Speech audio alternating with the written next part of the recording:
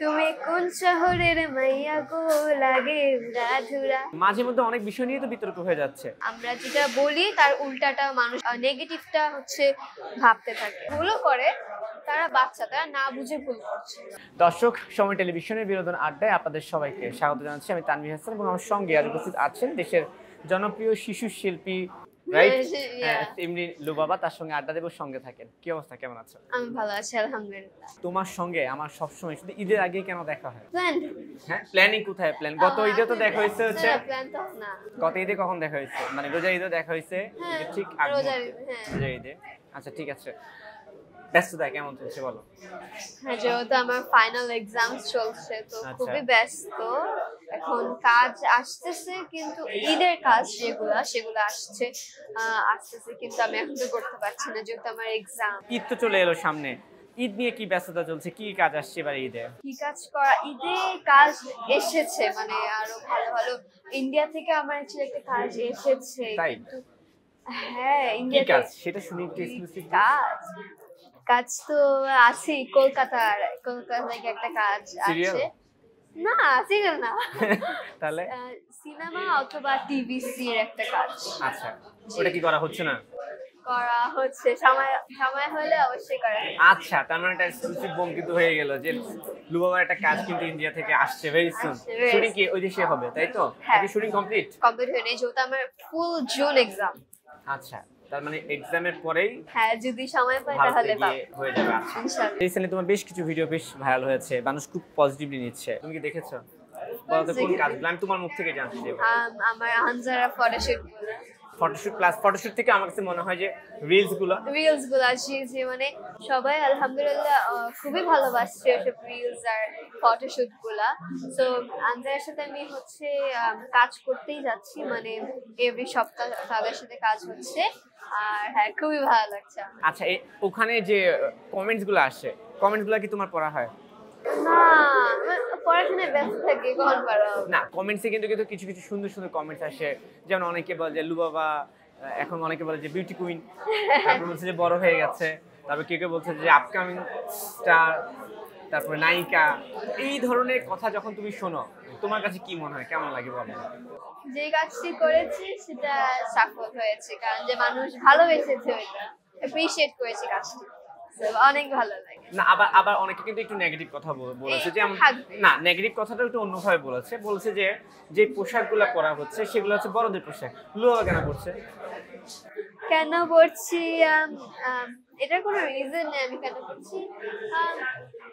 বাচ্চারা তো পড়তেই পারে, লেহেঙ্গা, কামিজ, শাড়ি বাচ্চারা পড়তে পারে, তো এটা যদি ছোটদের চোখের থেকে দেখা হয় তাহলে ভালো হয়। আচ্ছা, এই যে এত সুন্দর সুন্দর পোশাক পরার পর যখন আয়নায় নিজেকে দেখো, তখন নিজের কাছে নিজেকে কেমন লাগে? সুন্দর করে, মানে একদম ক্লিয়ারলি উত্তর দিবা, কোনো ঘুর পেয়েছে না। হ্যাঁ, খুবই ভালো লাগে লেহেঙ্গা, মানে খুবই ইন্ডিয়ান একটা ধাঁচ থাকে, তো খুবই ভালো লাগে দেখতে, খুবই। আচ্ছা, একদিন তুমি ঘুম থেকে উঠার পরে এমন একটা প্রশ্ন আসলো, যে এমন একটা অফার আসলো যে লুবাবা বলিউডে চান্স পেয়ে গেছে, কেমন লাগবে? অবশ্যই ভালো লাগবে, কেন ভালো লাগবে না? বলিউড যেহেতু অনেক বিগ সুপারস্টাররা থাকবে, সেখানেও আমার চান্স পাওয়া খুবই রেয়ার, কিন্তু যদি পেয়ে থাকি তাহলে তার মানে হচ্ছে ইচ্ছা আছে।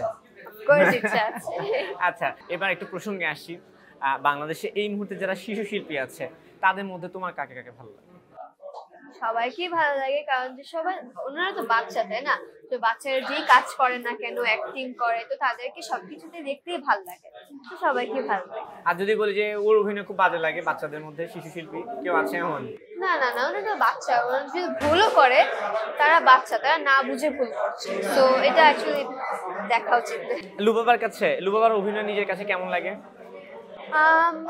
আমার নিজের অভিনয় যখন ডিরেক্টররা বলে যে না, যখন সবাই হাততালি দেয়, তখন এটা ভালো লাগে, তখন মনে করি যে না, আমার অ্যাক্টিংটা ঠিক আছে। অনেকে কিন্তু বলে যে লুবাবা খুব পাকনা কথা বলে, এটা তো শোনো, অবশ্যই তিনি এটার উত্তরটা আজকে আমি চাই যে সময় টেলিভিশনের মাধ্যমে তুমি বলো যে লুবাবা এত পাকড়া পাকড়া কথা বলে কেন?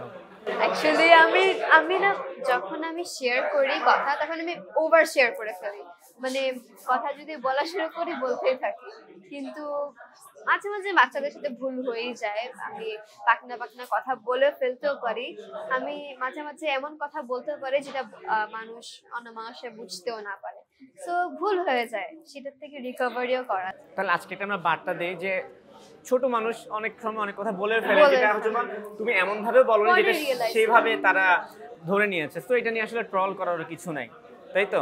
আচ্ছা, আমি তোমার সাথে একটু ধাঁধা খেলতে চাই, তো বলো তুমি ধাঁধা কেমন? তোমার স্পেশালিটি এটা? হ্যাঁ এটা, মানে তুমি কি আমার ধাঁধার জন্য ওয়েট করে থাকো? হ্যাঁ। আচ্ছা, ইংরেজিতে তুমি কেমন? ভালো। সিরিয়াসলি ইংলিশে খুব ভালো? এখন কোন ক্লাসে পড়ছো? আমি এখন ক্লাস 6 এ পড়ছি। ক্লাস 6 এ পড়ছো, ওকে। তাহলে কি ইংলিশ নিয়ে প্রশ্ন করি? ইংলিশে ই এর পরে কি থাকে? এফ। না, এত সহজ প্রশ্ন আমি কই নেই, ভালো করে ভাবো, ইংলিশে ই এর পরে কি হয়? এন। হ্যাঁ, এন। এল। এন। এন। N confirm? কিভাবে ই এর পরে তো এফই হয় কথা? ইংলিশ স্পেলিং বলছো না? আমি তো স্পেলিং বলি না, আমি ইংলিশে ই এর পরে কি হয় দেখি, তুমি কোনটা পারো শুনি। এন হয়, confirm. N. Confirm? Confirm. Sure? Sure. হ্যাঁ। ফার্স্ট টাইম ঠিক হইছে আমার, ফার্স্ট টাইম। আচ্ছা, এবার একটা সহজ প্রশ্ন করি, কোন প্রকার খাবার মানুষ চুরি করে খায়? কি হবে উত্তরটা বলো? মধু। কেমনে বুঝলা তুমি? মধু। মধু কিভাবে জানলা এটা? দেখেছে মামা, আমার আইকিউ অনেক হাই হয়ে গেছে। মানে তুমি তো বড় হয়ে গেছে, এটা প্রমাণ হয়ে যাচ্ছে এখন, না? আচ্ছা, গানে কিন্তু মধুর তুমি এক খাবার। বাক্যে কেমনে বুঝলা যে এটা মানে মধু বলতে মৌমাছি? হ্যাঁ, মৌমাছি। মৌমাছির খাবার হচ্ছে মধু, তো হ্যাঁ। সেই মধুটা আমরা খাই। হ্যাঁ, এটাই। আচ্ছা ঠিক আছে, ওকে ডান। তাহলে মানে হচ্ছে যে বুঝে নিতে হবে লুবাবা কিন্তু বড় হয়ে যাচ্ছে, ঠিক আছে? তারপরে এই যে কোরবানি ঈদ আসতেছে, ঈদ কোথায় করা হবে? ঈদ পড়াশোনার টেবিলেই করা হবে। না, এর বাদ ঈদের দিন তো ছুটি পাওয়া যাবে। ঈদের দিন ছুটি হবে, কিন্তু তারপর আবার এক্সাম। তো ঈদের দিন কোরবানি ঈদটা তো একটু আলাদা রোজার ঈদ থেকে। হ্যাঁ, না না, গরু জবাই করা হয়, ছাগল জবাই করা হয়, ওই মোমেন্টে কোথায় থাকো তুমি, দেখো এগুলা? হ্যাঁ, অফকোর্স, আমি ঈদের সময় সবসময় আমার বাড়িতে থাকি, তো আমি হচ্ছে লাস্ট কোরবানি ঈদে আমি হচ্ছে একটু চাকুটা ধরেছিলাম। আচ্ছা, কোরবানি আমি একটু হাত টাচ করা হয়েছে, হ্যাঁ, হ্যাঁ, তাই তো? ওটা তো আমি বেশি এক্সাইটেড ছিলাম, সো কোরবানি সবাই খুবই মজা লাগে, ডিফারেন্ট একটা ফিলিং। আচ্ছা, ঈদে কিন্তু এবার অনেকগুলো সিনেমা আসতেছে, তো কোন সিনেমাটা তোমার দেখা হবে, কোনো প্ল্যান করা হয়েছে? সিনেমা তো আমার এত দেখা হয় না মুভি হলে গিয়ে, হ্যাঁ। So, দেখলে বাসায় দেখি। কিন্তু বাংলাদেশে একজন কিং খান আছে, খান সাহেবের একটা সিনেমা আসতেছে, এবং তার একটা গান কিন্তু বেশ শাহরুখ ভাইরাল। খান, হ্যাঁ হ্যাঁ, যে কোনটা? লাইনটা, তুমি কোন শহরের মাইয়া গো লাগে উড়া ধুরা। আইকলাইন গাও, তাহলে সুন্দর করে গাও, গাও শুনি। আচ্ছা, আমি এই ফার্স্ট লাইনটাই জানি, খুবই খুবই হিট সং। ঠিক আছে, ওকে শুনি। তুমি কোন শহরের মাইয়া গো লাগে উড়া ধুরা। আচ্ছা ঠিক আছে, এই সিনেমাটা কি দেখা হবে নাকি, তুফান? ইনশাআল্লাহ যদি সময় পাই অবশ্যই দেখা হবে। ঠিক আছে, আজকে বেশি আড্ডা দিব না, ছোট্ট একটা প্রশ্ন বলে। অনেক বিতর্কিত বিষয় কিন্তু সামনে চলে আসে, যেগুলো নিয়ে আমরা সোশ্যাল মিডিয়া অনেক হাইপ উঠতে দেখি, এবং এই শিশু শিল্পীদের বিভিন্ন বিষয় নিয়ে লুবাবা কিন্তু তারই একটা অংশ। তো এই বিতর্কিত বিষয়গুলো নিয়ে আসলে লুবাবা কি বলবে? এটা যেহেতু অনেক মাস আগের একটি কথা, না, আমি অনেক মাস আগে ঘটনাটা যেতে চাই না, কারণ তাহলে আবার মানুষ ভাববে যে আমরা কোনো ব্যক্তিকে নিয়ে বলতেছি। টোটাল বিষয়, মাঝে মধ্যে অনেক বিষয় নিয়ে তো বিতর্ক হয়ে যাচ্ছে, কখনো এর, কখনো ওর, কখনো তার, ঠিক আছে? সব কিছু মিলে আসলে বিতর্কিত বিষয়গুলোকে তুমি একজন শিশু শিল্পী হিসেবে কিভাবে বলো, এবং দর্শকদেরকে এই ব্যাপারে কি বলবো বলো?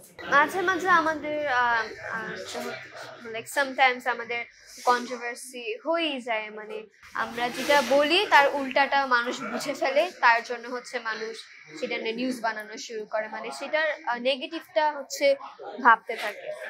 সো আমি চিন্তা করবো যে মিডিয়াতে থাকার সময় আমাদের সবসময় কেয়ারফুল থাকা উচিত, সবার ব্যাপারে ভালো কথা বলা উচিত। সো মাঝে মাঝে আমরা দর্শকরাও হচ্ছে একটা পজিটিভ জিনিস, মাঝে মাঝে কেউ সবার কথা বলছি না, মাঝে মাঝে আমরা নেগেটিভ নিয়ে থাকি।